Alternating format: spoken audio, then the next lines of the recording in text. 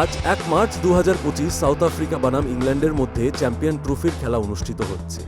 এই ম্যাচটি অত্যন্ত গুরুত্বপূর্ণ কারণ এটি দুই শক্তিশালী দলের জন্যই একটি বড় সুযোগ তাদের টুর্নামেন্টে ধারাবাহিকতা বজায় রাখার। খেলার গুরুত্বপূর্ণ খবর, এক দলের অবস্থান সাউথ আফ্রিকা এবং ইংল্যান্ড উভয়ই এই টুর্নামেন্টে শক্তিশালী দল হিসেবে পরিচিত। সাউথ আফ্রিকা তাদের ধারাবাহিক খেলার খ্যাত আর ইংল্যান্ড তাদের আক্রমণাত্মক ক্রিকেটের জন্য পরিচিত।